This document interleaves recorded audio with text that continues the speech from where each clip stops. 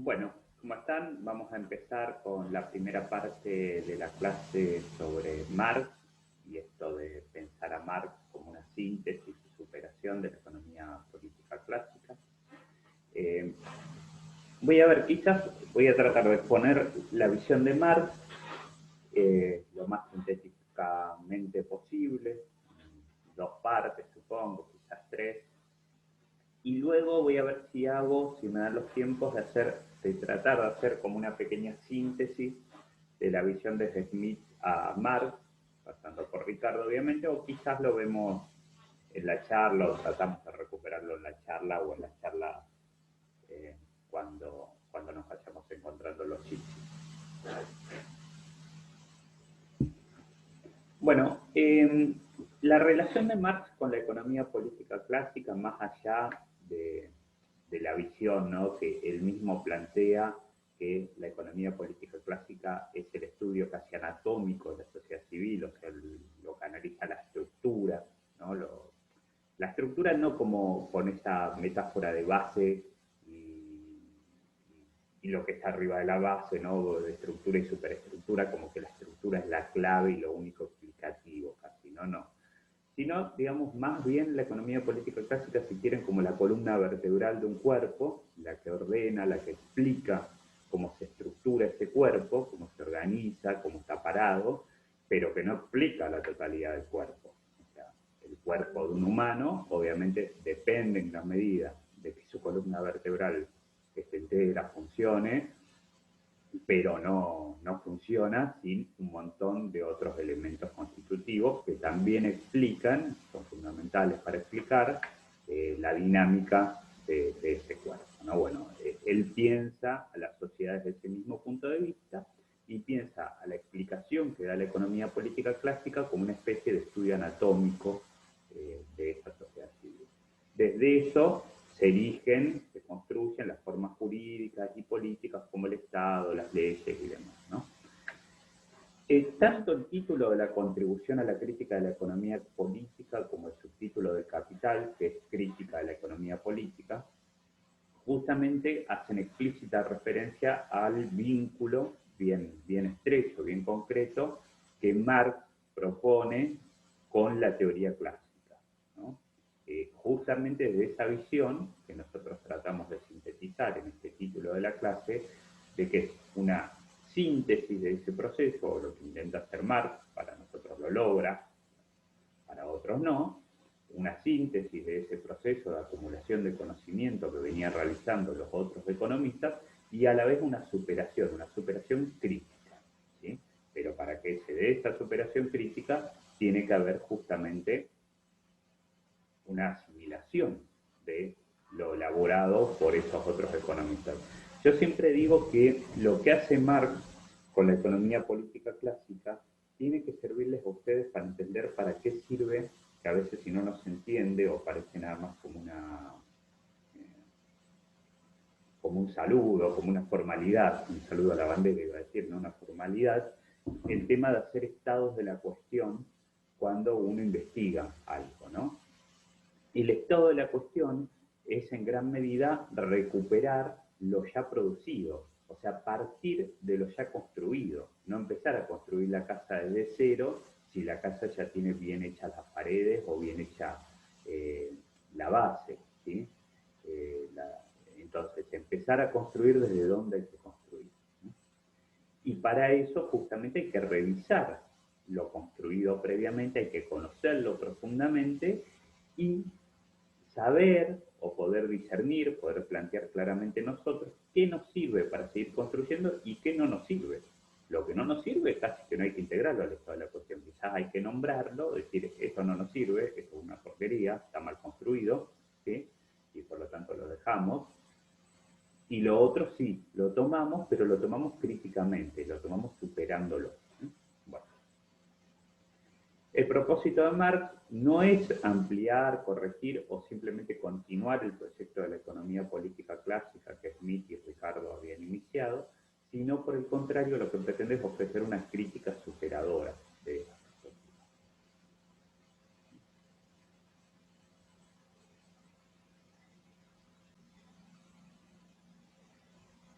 Bueno, desde el punto de vista de la historia del pensamiento económico, la incorporación del pensamiento de Marx se ubica en un momento de ruptura, ¿no? Un momento de ruptura que se relaciona justamente, íntimamente, con un momento también de ruptura en el capitalismo. Un momento de ruptura en el capitalismo que podríamos decir empieza a plantear dos cuestiones fundamentales. Por un lado, lo que va a ser la segunda revolución industrial, ¿no? El ingreso de una producción industrializada de cada vez mayor importancia, de cada vez mayor peso, ¿no? Una industrialización ya sobre nuevas bases energéticas, sobre una explotación energética que ya no va a depender solo del vapor o del carbón, sino que se van a incorporar procesos químicos, eléctricos, ¿no? El petróleo, la electricidad, que va a permitir dinamizar muchísimo la cantidad de productos, generar muchísimos más productos, y por lo tanto procesos industriales más complejos, industrias más grandes, que demandan inversiones también más grandes. Y eso va a generar, va a profundizar en realidad una tendencia intrínseca del capitalismo, que es la tendencia a la concentración económica, ¿sí? Y por lo tanto allí empieza a ganar peso un nuevo tipo de capital, que es lo que después vamos a seguir viendo, se va a denominar el capital financiero, que va a ser la articulación entre el capital bancario y el capital industrial. ¿Por qué? Porque como se necesitaban grandes inversiones para generar esas nuevas industrias, ya con maquinarias mucho más complejas, con bases energéticas mucho más complejas, ya no era la lógica de la pequeña producción industrial o manufacturera que había visto Adam Smith, o las industrias, pero todavía no tan complejas, había visto David Ricardo, sino industrias mucho más complejas, mucho más eh, que demandaban una mucha mayor inversión, que por lo tanto ya no van a poder ser encaradas solo por una familia industrial como era la producción clásica, ¿no? Donde una familia, en muchos casos proveniente de la nobleza o de un proceso de acumulación después de la acumulación originaria, que invertía en determinadas máquinas de vapor y que esa inversión no implicaba un enorme costo, o sea, implicaba un costo importante que obviamente un obrero no podía realizar, ¿no? Pero no implicaba un costo inalcanzable quizás para otros burgueses. Por eso en esa etapa inicial es cierto que hay bastante matriz de esa lógica ideal, siempre planteada por el capitalismo, de que la competencia ordenaba el funcionamiento económico. O sea, es cierto, había bastante competencia en esa etapa inicial del capitalismo.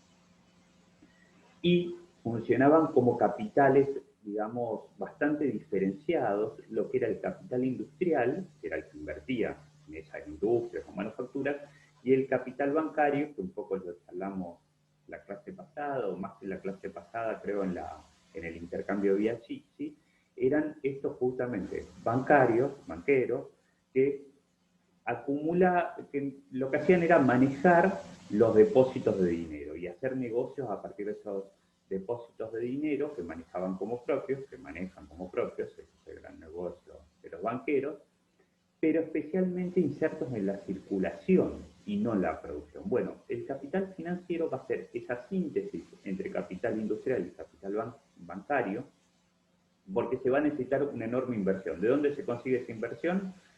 De los banqueros que tenían ese dinero líquido en el banco, pero que entonces van a empezar a invertir en la industria también. Y entonces va ganando, empieza ahí, recién va a tener hegemonía total el capital financiero, o vamos a pensar que tiene hegemonía cuando surge el neoliberalismo, bien entrado el siglo XX, y no se equivoquen, siempre tengan claro cuando uno dice empieza ahí, los procesos históricos son largos, son complejos, están plagados de conflictos, de dinámicas de luchas sociales, ¿sí? Dinámicas de luchas sociales no solo entre burguesía y proletariado, sino también dentro de la burguesía, sino también dentro del proletariado. ¿Sí? Bueno, empieza ahí este proceso de surgimiento que luego va a ser consolidación y luego va a ser realización hegemónica del capital financiero. Y vinculado con el capital financiero también empieza a entreverse en ese momento de quiebre, fines de 1860, inicios de 1870, el surgimiento del imperialismo moderno.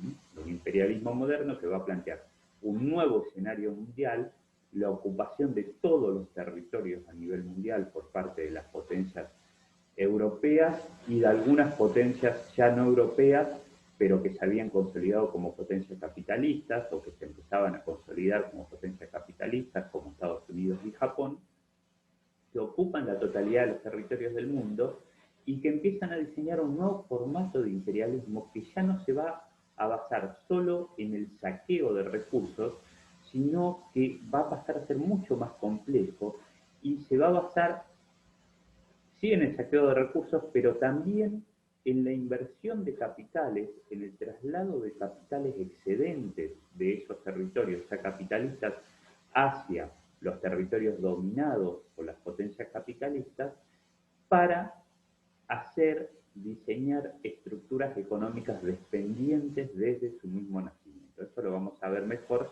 en clases siguientes, especialmente en esta clase que se llama concretamente el desarrollo de estructuras económicas dependientes en América Latina.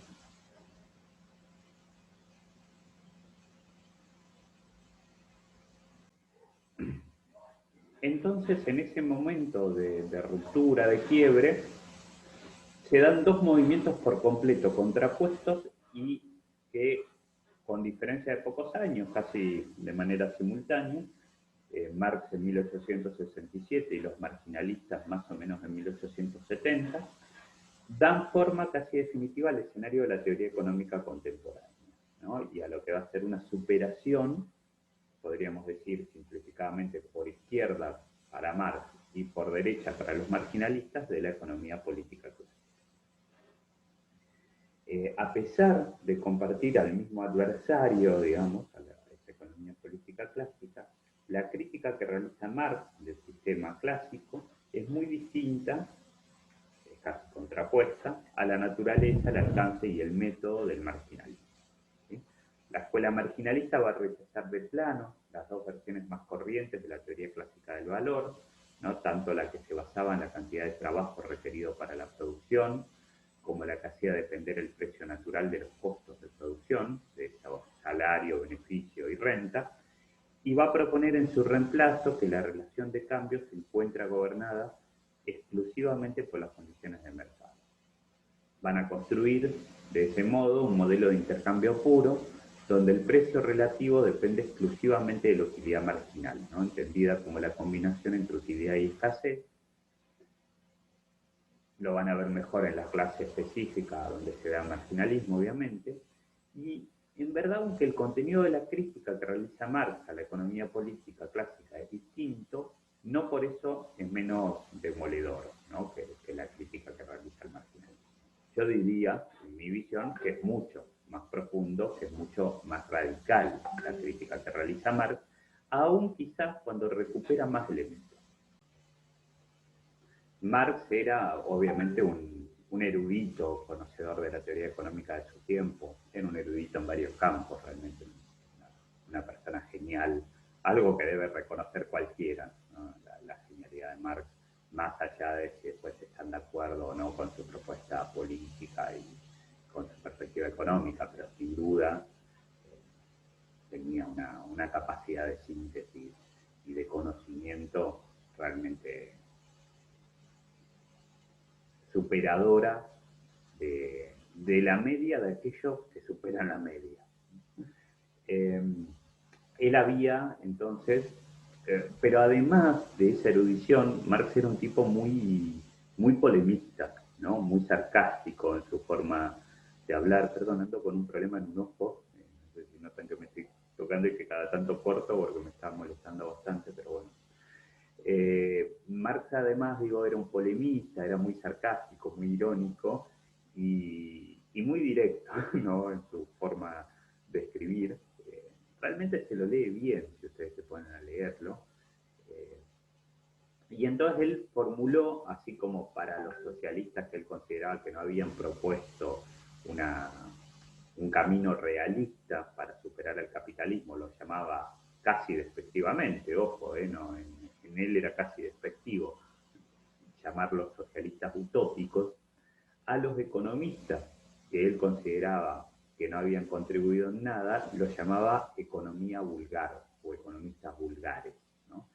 Así él denominaba a muchos de los predecesores, mientras que su actitud hacia tipos como Adam Smith, David Ricardo o William Petty era muy distinta, ya que reconocía el carácter científico de algunos de sus hallazgos y especialmente de sus búsquedas de los problemas que habían planteado.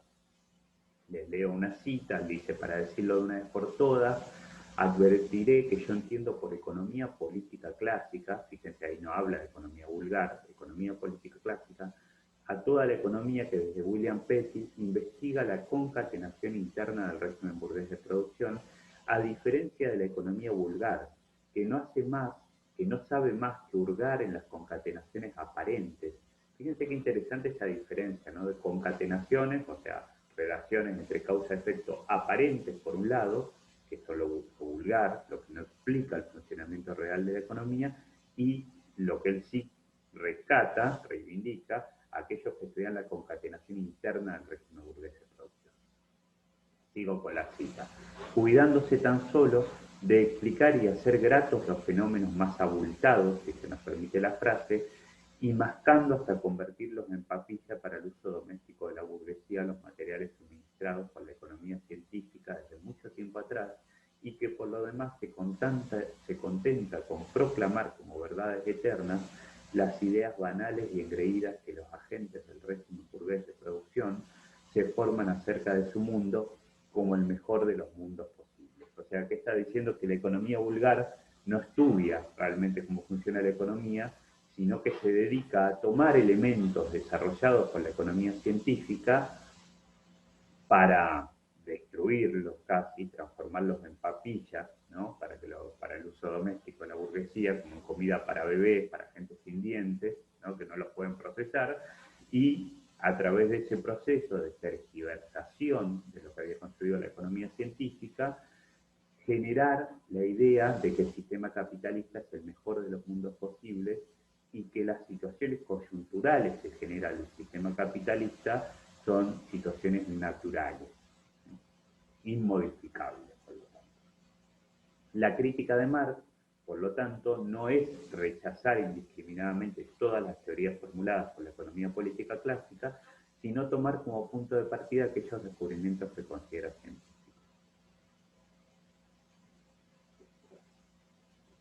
Como su objetivo es trascender el legado clásico, señalando las limitaciones, él se va a enfocar fundamentalmente en ese cuestionamiento a cómo los economistas clásicos también suelen caer en mirar al orden capitalista en lugar de como una fase históricamente transitoria del desarrollo de la humanidad, como la forma absoluta y definitiva de la producción social, casi el punto de llegada de la historia humana. De esa forma, la crítica a la economía política clásica se entiende como un desarrollo ulterior del sistema clásico, como una superación que Marx en parte conserva, pero también supera, ¿no? En el posfacio, a la segunda edición del Capital, cita con aprobación las palabras de un economista ruso que había informado, había hecho una reseña sobre los primeros libros de Marx, sobre su teoría del valor, del dinero y del capital, presentándola como el necesario desarrollo de la doctrina de Smith y Ricardo. La importancia que Marx atribuye a las obras de Smith y Ricardo se manifiesta además en las numerosas citas que hay sobre estos autores en el Capital y también en el pormenorizado análisis que les dedican otro trabajo que él no alcanzó a concluir en vida y que fue dado a discusión como el cuarto tomo del Capital o como las teorías sobre la plusvalía, que son 3 tomos muy gruesos, muy interesantes, que ojalá alguna vez podamos trabajar en la universidad. El reconocimiento del valor científico de una parte del sistema clásico tampoco debe exagerarse, obviamente. Él plantea un abismo entre su teoría con respecto a la de Smith y Ricardo. Quizás la mejor oportunidad para ver la diferencia entre ellos se presenta en la crucial cuestión del método.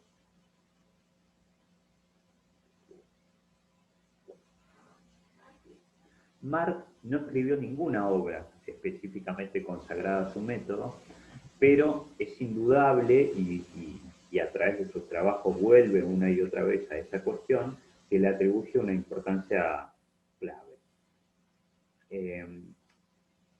Una importancia clave que además después va a ser un gran debate permanente entre los seguidores del marxismo.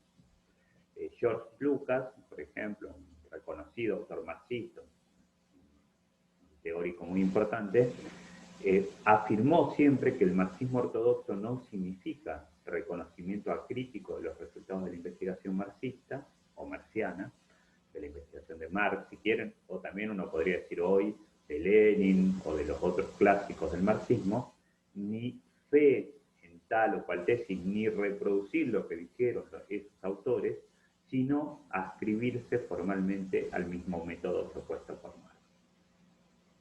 El análisis de Marx se aproxima entonces desde ese ángulo a la tradición clásica y no a la marginalista, ya que en más de una oportunidad resalta el hecho de que toda ciencia estaría de más si la forma de manifestarse las cosas y la esencia de estas coincidiesen directamente. Esto lo voy a decir rápido, pero es de una profundidad conceptual muy importante que es muy importante que la entiendan, ¿sí? En el método de Marx, y yo estoy convencido en cualquier método. Soy marxista, me reivindico como marxista y como marxista desde el método, ¿no? En la lógica de Lucas. Eh, y es fundamental entender esto. A ver, ¿qué dice Marx? Que la ciencia existe porque justamente a menudo los fenómenos sociales, y entre ellos los fenómenos económicos, no son lo que aparenta ser, ¿no? Si las cosas fuesen transparentes, o sea, si simplemente los fenómenos sociales y dentro de ellos los fenómenos económicos se nos apareciesen a la primera mirada, a la mirada si quieren del sentido común, como lo que realmente son, no sería necesario tomarse el trabajo de elaborar un conocimiento científico encaminado a descubrir las leyes que gobiernan los procesos sociales, porque los mismos procesos sociales, solo con mirarlos, solo con ponernos a observarlos, nos comunicarían una verdad evidente que cualquiera podría observar a simple vista. Por lo tanto, si es cierto que existe un contenido que se oculta detrás de la apariencia directa de las formas económicas, lo que tenemos que ver es cuál es el método que debe utilizarse para descubrir esa esencia. En términos del método utilizado, hay un contacto entre la escuela clásica y la escuela marginalista, o sea que ellos, ambas escuelas, la clásica y la marginalista, tienden a concentrarse en lo aparente, y ahí es donde más hay una ruptura por parte de Marx, que dice, no, lo aparente no explica. Por ejemplo, ahora vamos a ver un ejemplo más profundo, pero lo aparente en una relación de un contrato asalariado, ¿no? De alguien que te contrata a ustedes como trabajadores de esa persona, es que aparentemente hay un intercambio libre y de iguales entre una persona que vende que vende una mercancía, la fuerza de trabajo, a otra persona que la compra, como cualquier otra relación en el mercado, donde ustedes, por ejemplo, van con dinero, una mercancía, para intercambiarla por un kilo de carne, que se lo vende el carnicero, y el carnicero va con ese dinero, porque el dinero es una mercancía muy particular, que funciona como mecanismo de intercambio universal, y compra insumos en otro lado o un producto que él no vende en otro lugar, ¿sí? Bueno, eso que aparece como un intercambio de iguales, cuando nosotros superamos la mera apariencia y vamos a la esencia, a la profundidad, sabemos, y nosotros ya deberíamos saberlo, ustedes ya deberían saberlo a partir de haber comprendido cómo se dio el proceso de formación del proletariado, el proceso de acumulación originaria, sabemos que es una relación intrínsecamente, profundamente desigual, opresiva y explotadora, porque en realidad el trabajador que ahí aparentemente, en la apariencia, se presenta como un igual al propietario que le compra la mercancía, lo que tiene es una relación de profunda desigualdad porque él no tiene otra forma de conseguir medios de presencia que no sea vender la única mercancía que el proceso social previo le dejó sostener, que es su fuerza de trabajo contenida en su cuerpo. O sea, no tiene otra que vender su cuerpo. Está obligado por una coacción económica y a veces también por una coacción extraeconómica a desarrollar ese proceso, ¿sí? Entonces, lejos de un aparente intercambio entre iguales, estamos en presencia de una relación social profundamente opresiva, constitutiva del sistema capitalista.